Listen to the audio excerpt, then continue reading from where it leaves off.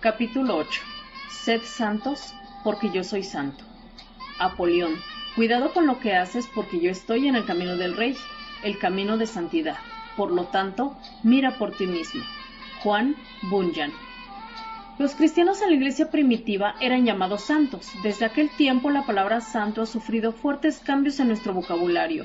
Hoy día la palabra santo evoca imágenes de una persona superrecta, una persona de extraordinaria piedad y poder espiritual. La Iglesia Católica Romana la ha convertido en un título para quienes han sido canonizados en una lista especial de héroes y heroínas espirituales. Mas la Biblia usa la palabra santo para el creyente común y corriente. En el Nuevo Testamento todo el pueblo de Dios disfruta el título santo. La palabra simplemente significa uno que es santo. Los creyentes del Nuevo Testamento eran los santos. Quizás parece extraño que el término sea usado para creyentes que luchaban con toda clase de pecado. Sin embargo, cuando leemos las epístolas de Pablo, nos asombra el hecho de que él dice a la gente santos y luego los reprende por su conducta necia y pecaminosa. Los santos de la Escritura eran llamados así, no porque fueran ya puros, sino porque eran gente llamada a la pureza. La palabra santo tiene los dos mismos significados cuando se aplica a la gente que cuando se aplica a Dios. Cuando la palabra santo se usa para describir a Dios, no solo tiene el sentido de que Él es diferente o aparte de nosotros, pero también se refiere a su absoluta pureza. Pero nosotros no somos Dios, no somos trascendentes ni somos puros.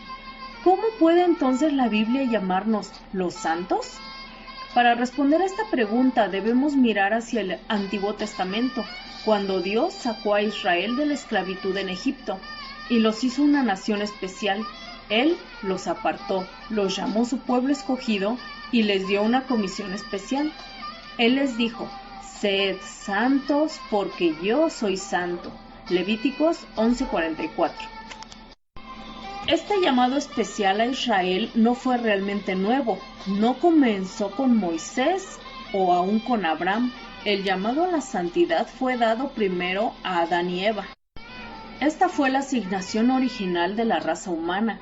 Nosotros fuimos creados a la imagen de Dios, que significa, entre otras cosas, que fuimos hechos para imitar y reflejar el carácter de Dios. Fuimos creados para hacer brillar sobre el mundo la santidad de Dios. Este fue el principal fin del hombre, la razón misma de nuestra existencia. Las iglesias presbiterianas han usado el catecismo de Westminster en la instrucción de los niños. La primera pregunta del catecismo lee: ¿cuál es el fin principal del hombre? La pregunta inquiere sobre la responsabilidad primaria que tiene cada ser humano. La respuesta a la pregunta lee: el fin principal del hombre es glorificar a Dios y gozar de Él para siempre. Yo tuve dificultades con esa pregunta cuando era niño. No podía reconciliar las dos partes de la respuesta, pues era incapaz de ver cómo el gozo encajaba con glorificar a Dios. Me daba cuenta que glorificar a Dios involucraba alguna clase de obediencia a su santa ley. Eso no suena muy divertido. Yo ya sabía el conflicto entre mi propio disfrute y la obediencia a las leyes de Dios. Pero, obedientemente, yo recitaba la respuesta requerida, aun cuando no tenía un entendimiento real de ella. Yo veía a Dios como un estorbo para el gozo. Vivir para su gloria como mi principal meta no era lo que yo tenía en mente. Me parece que Adán y Eva tuvieron un poco de problema con eso también. Una de las grandes dificultades que tuve para enfrentar en mi juventud era que yo entendía la diferencia entre la felicidad y el placer. Me gustaría decirles que desde que soy un adulto me he deshecho de todas las cosas infantiles. Pero, tristemente, no ese es el caso. Aún hay cosas infantiles que se han quedado conmigo en mi vida adulta. Aún tengo conflicto con la diferencia entre la felicidad y el placer. Yo sé la diferencia en mi cabeza, pero aún no he alcanzado mi corriente sanguínea. He cometido muchos pecados en mi vida y ninguno de ellos me ha hecho feliz. Ninguno ha agregado jamás ni un gramo de felicidad a mi vida.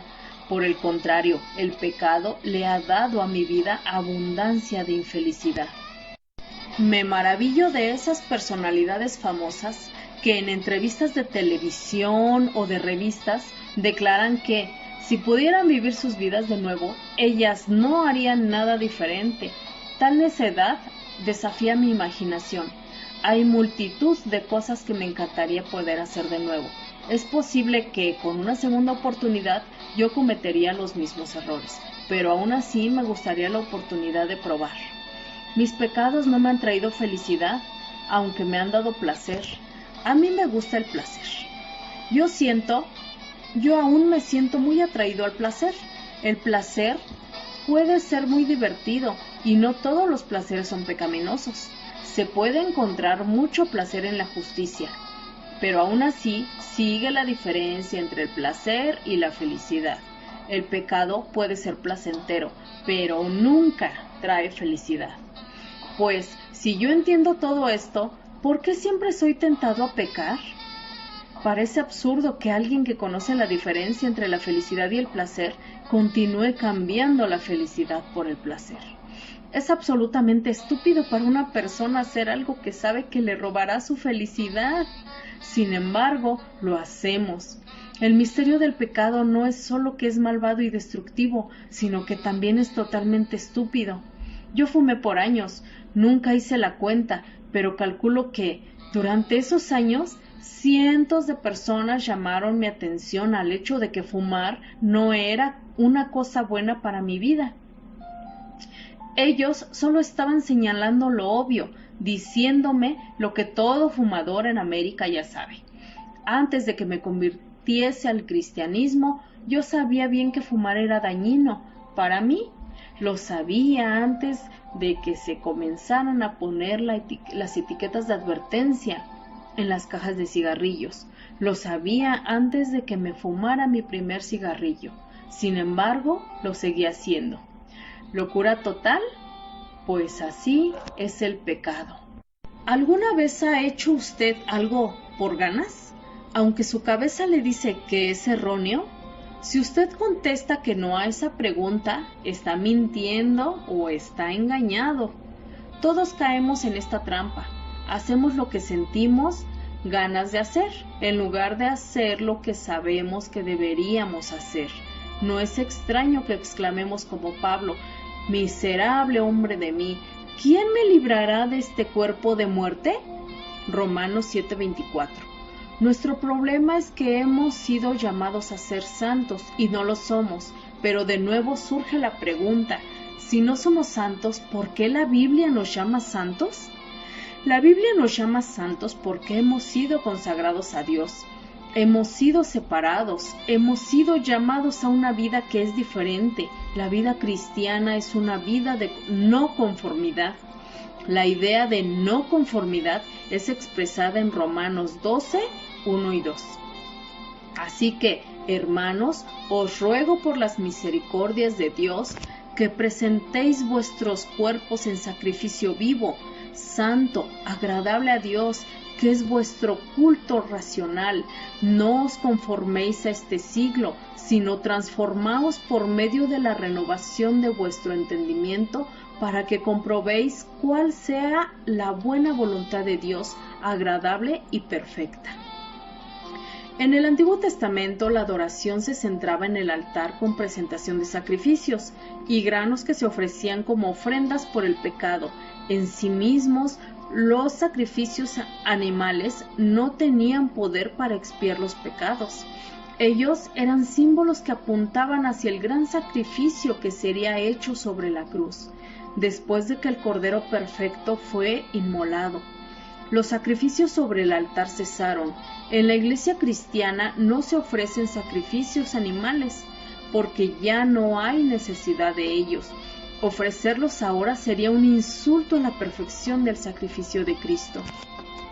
Puesto que los días de los sacrificios animales han pasado, mucha gente asume que Dios aborrece cualquier sacrificio que se le ofrezca. Esto simplemente no es verdad. Aquí el apóstol Pablo nos llama a una nueva clase de sacrificio. el sacrificio vivo de nuestros cuerpos. Debemos darle a Dios no nuestros granos o animales, sino nosotros mismos. Este nuevo sacrificio no es un acto de expiación, no es una ofrenda por el pecado.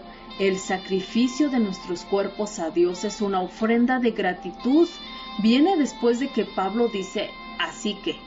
Cuando en la Biblia se usa la expresión así que, es señal de que una conclusión se acerca. La expresión así que conecta lo que ha sido dicho previamente a lo que está a punto de concluirse. En Romanos 12, el así que se refiere a todo lo que el apóstol ha declarado en los capítulos previos, relacionados con la obra salvadora de Cristo. La expresión nos conduce a una conclusión apropiada que puede brotar de su obra.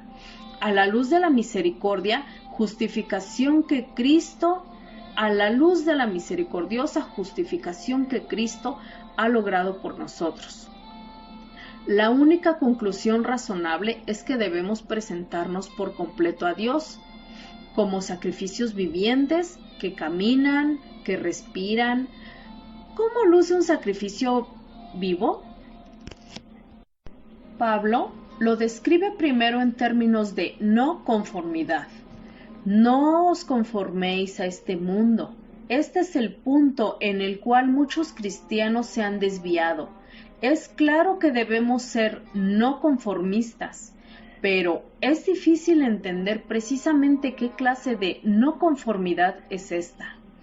La no conformidad es un asunto poco confuso y puede ser reducido fácilmente a la superficialidad.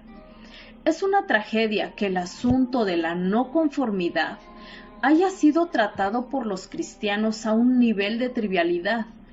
La manera simplista de no conformarse es observar lo que está de moda en nuestra cultura y luego hacer lo opuesto. Si el pelo corto está de moda, los no conformistas lo usan largo. Si ir al cine es popular, entonces los cristianos evitan las películas como mundanas. El caso extremo de todo esto se puede ver en grupos que rehúsan vestir con botones o usar electricidad, porque tales cosas también son mundanas. Un estilo superficial de no conformidad es la clásica trampa farisaica. El reino de Dios no es botones, películas o bailes. El interés de Dios no está enfocado en lo que comemos o bebemos. El llamado a la no conformidad es un llamado a un nivel más profundo de justicia que va más allá de lo externo. Cuando la piedad es definida exclusivamente en términos de lo externo, se pierde completamente el punto de la enseñanza del apóstol. De alguna manera hemos fallado en escuchar las palabras de Jesús de que no es lo que entra a la boca lo que contamina a una persona, sino lo que sale de su boca. Aún queremos hacer del reino de Dios un asunto de comidas o bebidas. ¿Por qué son tan comunes tales distorsiones en los círculos cristianos? La única respuesta que puedo dar es el pecado. Nuestras marcas de piedad pueden ser en realidad marcas de impiedad cuando hacemos primario lo secundario y agrandamos desproporcionadamente detalles insignificantes. Imitamos a los fariseos. Cuando hacemos el baile o las películas, la prueba de la espiritualidad, somos culpables de sustituir una moralidad vana por la genuina. Hacemos estas cosas para oscurecer los asuntos más profundos de la justicia. Cualquiera puede evitar bailar o ir al cine. Esto no requiere un gran esfuerzo o coraje moral. Lo que es difícil controlar, la lengua. Actuar con integridad o mostrar el fruto del Espíritu en nuestra vida. Nunca he oído un sermón sobre la codicia. He escuchado mucho sobre los males del whisky, pero ninguno sobre los males de la codicia. ¡Qué extraño! Ciertamente la Biblia declara que la borrachera es un pecado, pero no se encuentra en la lista de los 10 más graves. Los verdaderos no conformistas dejan de codiciar, detienen el chisme y los falsos testimonios, dejan de odiar y guardar la amargura. Comienzan a practicar los frutos del Espíritu. Jesús reprendió a los fariseos por su preocupación por los asuntos externos. ¡Ay de vosotros, escribas y fariseos hipócritas, porque diezmáis la menta y el eneldo, y el comino, y dejáis lo más importante de la ley, la justicia, la misericordia y la fe! Esto era necesario hacer sin dejar de hacer aquello.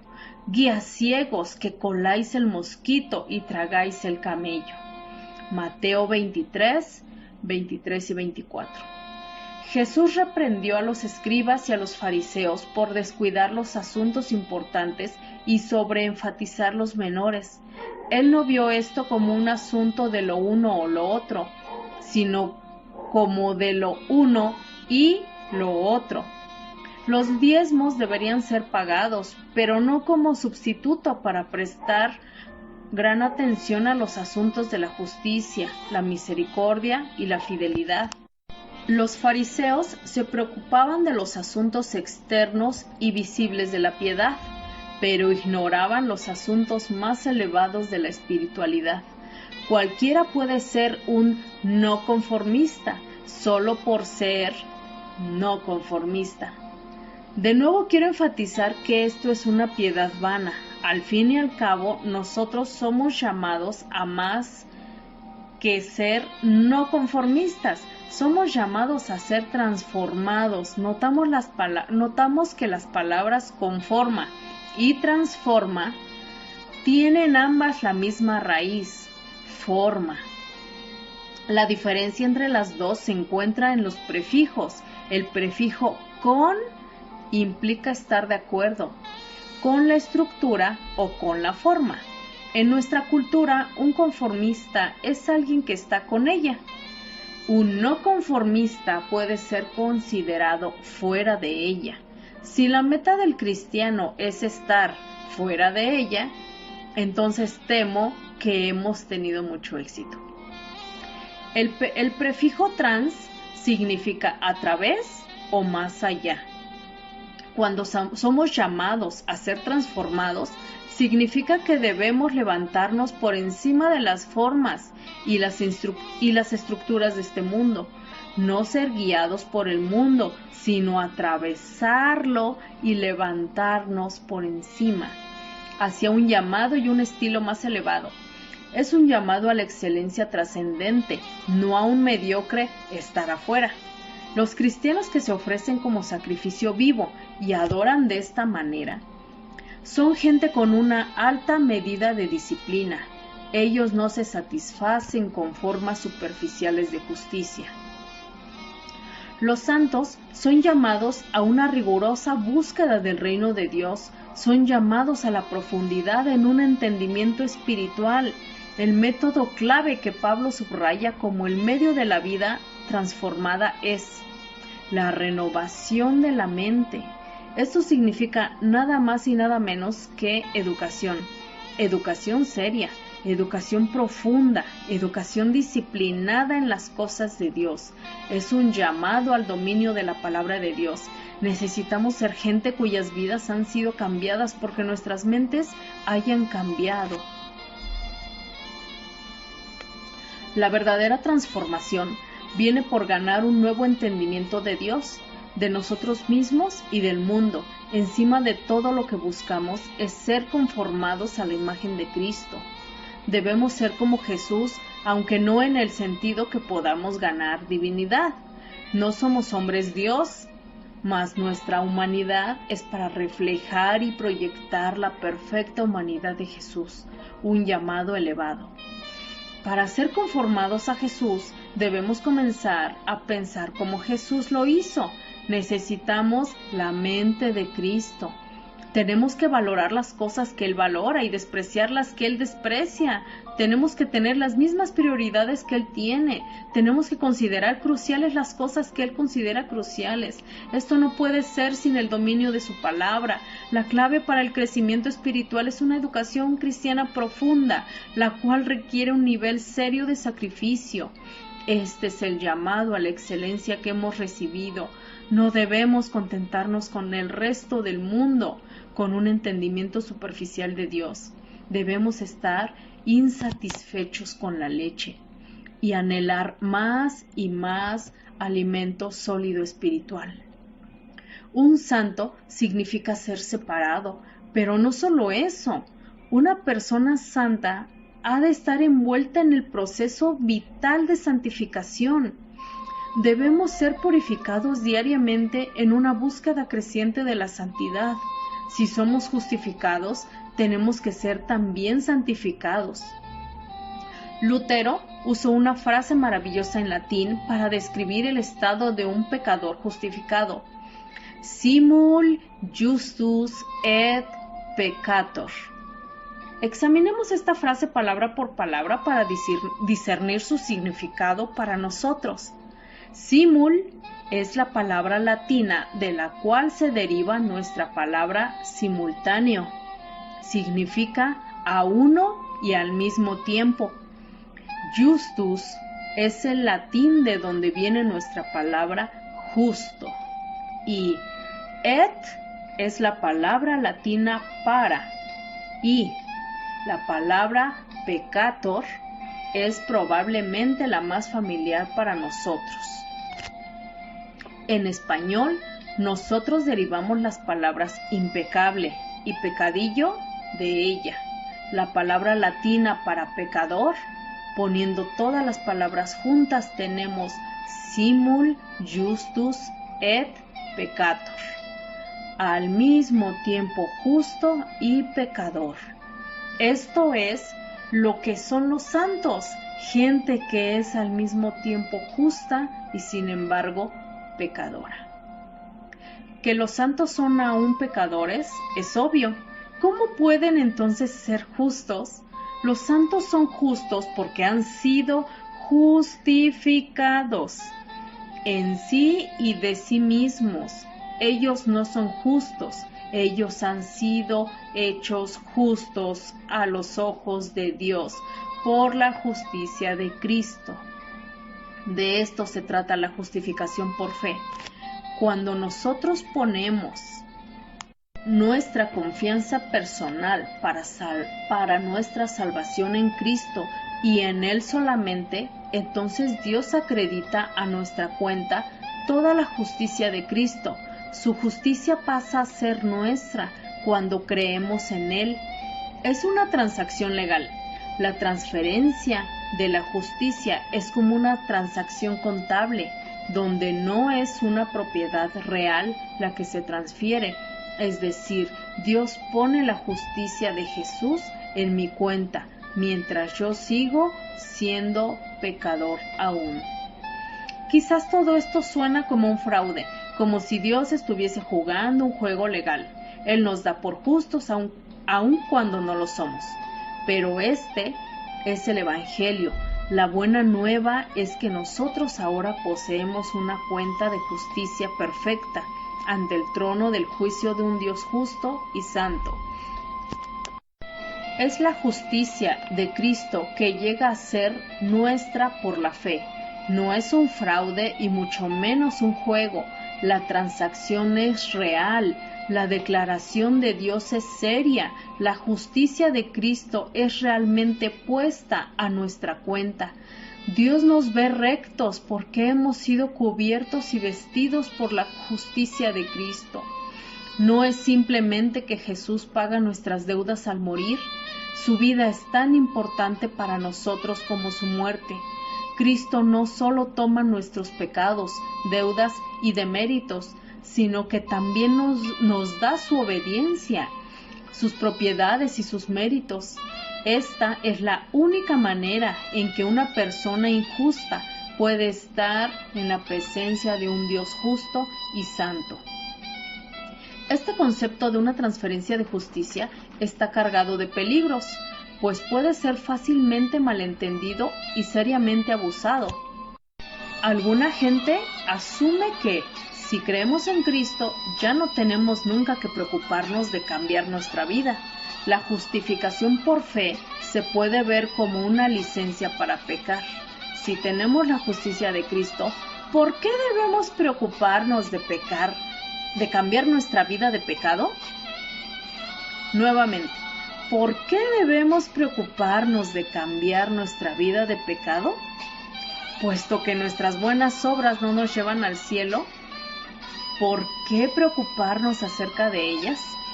Tales preguntas nunca deberían pasar por los labios de una persona verdaderamente justificada. Cuando Lutero osadamente proclamó la doctrina bíblica de la justificación solo por fe, él dijo: la justificación es por la fe solamente, pero no por una fe que es sola. Santiago lo había dicho anteriormente en una manera diferente.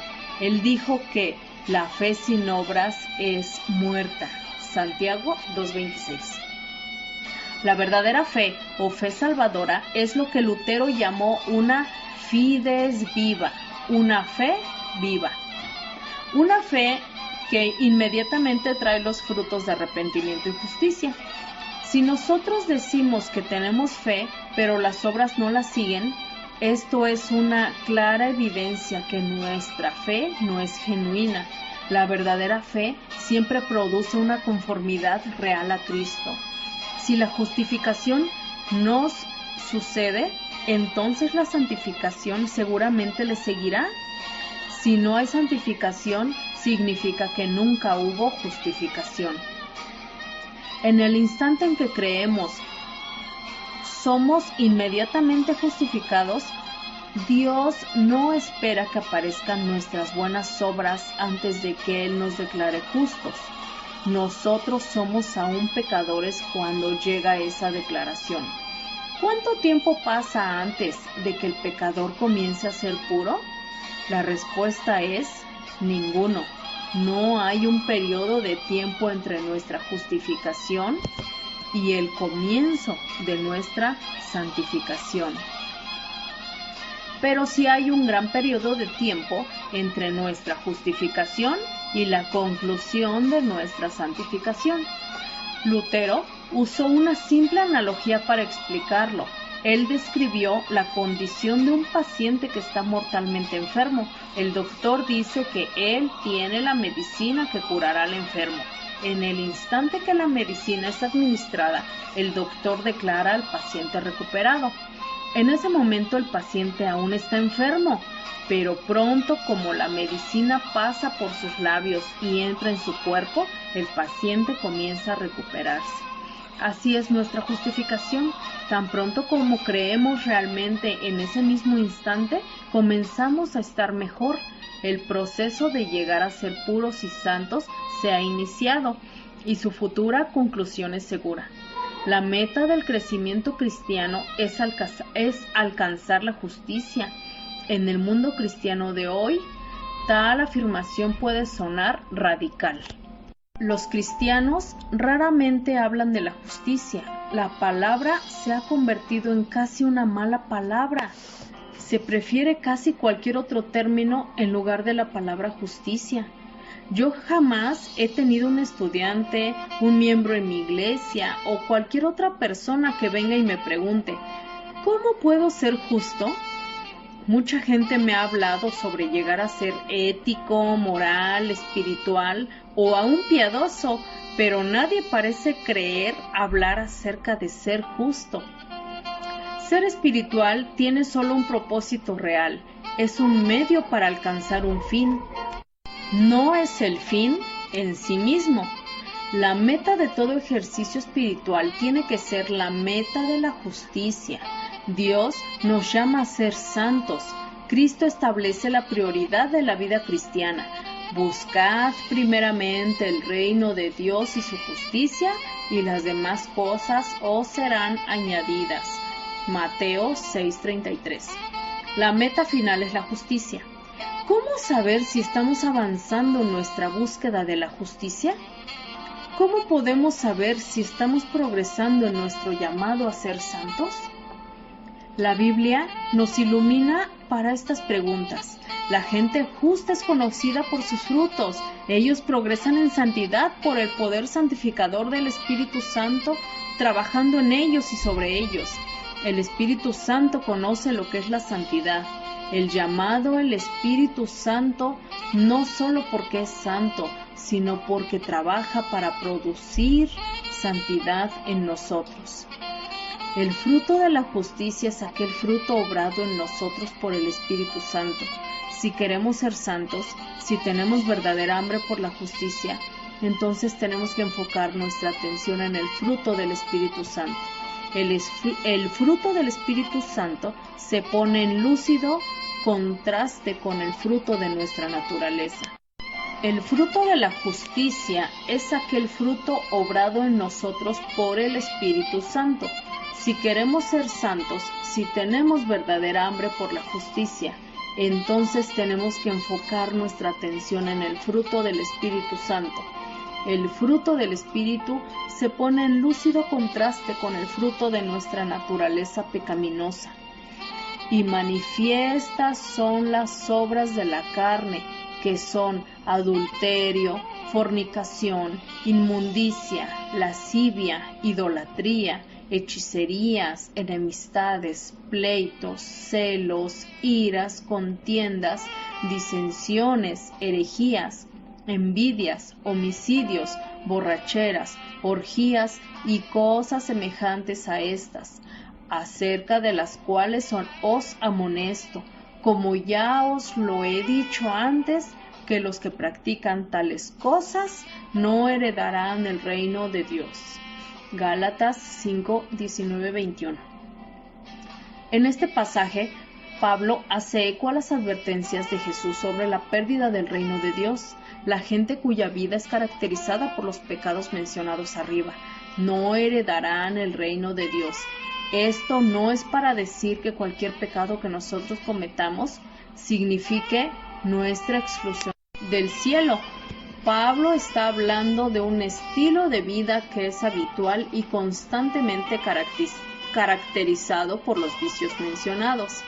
La lista incluye tanto pecados externos como internos, pecados del cuerpo y pecados del corazón. Los pecados listados pueden ser descritos como grotescos y abominables. El Nuevo Testamento reconoce grados de pecados. Algunos pecados son peores que otros. Este es un punto importante que con frecuencia pasa desapercibido entre los cristianos. Los protestantes particularmente tienen el conflicto con este concepto, lo cual se debe en parte a una idea católico-romana de que hay dos clases de pecado, mortales y veniales. Roma le llama a ciertos pecados mortales porque son tan serios que puede matar la gracia que hay en el alma. Los pecados menores son llamados veniales porque no pueden destruir la gracia salvadora. Nosotros tendemos a pensar que ningún pecado es más grande que otro. Pensamos en la enseñanza de Jesús en el Sermón del Monte, de que codiciar a una mujer es ser culpable de adulterio. Estamos conscientes de que la Biblia enseña que si pecamos en un punto de la ley, hemos pecado contra toda la ley. Estas dos enseñanzas bíblicas pueden confundirnos fácilmente acerca de los grados de pecado. Cuando Jesús dijo que la codicia es violar la ley contra el adulterio, Él no dijo o implicó que la codicia es de tan igual maldad como el acto total del adulterio. Su punto era que la medida completa de la ley prohibía más que solo el acto del adulterio. La ley tiene una aplicación más amplia. Los fariseos pensaban que estaban libres de pecado contra la ley, puesto que nunca cometían el acto del adulterio. Ellos asumían que si se refrenaban de matar gente, estaban libres de la ley contra el asesinato. Fallaban en ver que el enojo injusto y el odio también estaban incluidos en el significado más amplio de la ley en contra de matar. Jesús enseñó que el odio es un pecado contra la vida de otra persona. El odio viola a las personas. No es tan severo como la muerte literal, pero es un pecado. El pecado más pequeño envuelve una transgresión contra toda la ley.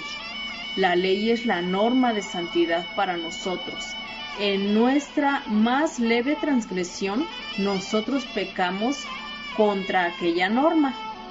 Nosotros violamos el llamado a la santidad. De nuevo, eso no implica que todo pecado es tan malo como cualquier otro pecado.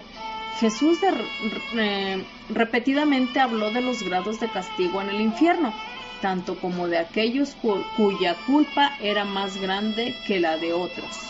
Es importante recordar la idea de grados de pecado para entender la diferencia entre el pecado y el pecado grave. De nuevo, todos nuestros pecados requieren perdón.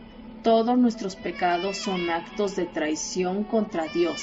Necesitamos un Salvador para nuestros pecados pequeños, tanto como para los grandes, pero algunos son más significativos que otros. Y necesitamos identificar cuáles son. No sea que caigamos en la trampa farisaica de enfatizar lo secundario. Considere la atención que se le da al problema del sobrepeso en nuestra sociedad. Cada año la gente gasta millones de dólares en dietas. Hay algunas excelentes razones para mantener el peso de nuestro cuerpo bajo control. Sabemos que la obesidad es un problema serio de salud. También sabemos que la glotonería es un pecado. Somos propensos a rellenar y dejar engordar el templo del Espíritu Santo. Pero el énfasis que hay en nuestra sociedad por la delgadez no está tan enfocado en la salud como en la apariencia personal. Queremos ser delgados para lucir bien. Quizás no hay nada malo con eso, pero la delgadez no es la más alta medida que encontramos para la santidad. Nadie me ha ofendido a mí por ser gordo. Los que me han lastimado lo han hecho mediante calumnias. Nos gastamos poco dinero en controlar el problema de la calumnia. Tal vez es porque algunas cosas son más difíciles que controlar que el peso. Alguna gente ha dominado el arte de controlar el apetito, pero nadie ha dominado el arte de controlar la lengua. Piense en la gente a quien usted considera ser la más piadosa, que usted conoce. ¿Qué lugar tiene el peso en la impiedad que usted le admira? ¿Cuántas de estas personas piadosas tienen lenguas viciosas? Es una contradicción de términos, ¿no es así? La piedad y la lengua sin control no son compatibles. El fruto del Espíritu contrasta vívidamente con los pecados de la carne. El fruto del Espíritu proyecta las virtudes que nosotros reconocemos en la gente piadosa. Considere el fruto que Pablo menciona. Mas el fruto del Espíritu es amor, gozo, paz, paciencia, benignidad, bondad, fe, mansedumbre, templanza. Gálatas 5, 22, 23. Estas son las marcas de una persona que está creciendo en santidad. Estas son las virtudes que somos llamados a cultivar para producir los frutos del Espíritu. Debemos practicar los frutos del Espíritu. El Espíritu está obrando dentro de nosotros para ayudarnos en la práctica de ese fruto. Pero nosotros somos llamados a luchar con todas nuestras fuerzas para producir ese fruto. En esta lista del fruto del Espíritu, el apóstol nos da una receta para nuestra santificación. A todos nos gusta aprender cosas en 10 lecciones fáciles, pero llegar a ser santo no tiene nada de fácil. Sin embargo, la Biblia nos facilita conocer cómo es que luce la santidad. El fruto del Espíritu, allí es donde debe estar nuestro enfoque. Pablo lo simplifica para nosotros. Él agrega las siguientes palabras a la lista de virtudes que describen el fruto del Espíritu. Contra tales cosas no hay ley, pero los que son de Cristo han crucificado la carne con sus pasiones y deseos. Si vivimos por el Espíritu, andemos también por el Espíritu. No nos hagamos vanagloriosos, irritándonos unos a otros, envidiándonos unos a otros. Gálatas 5, 23, 26.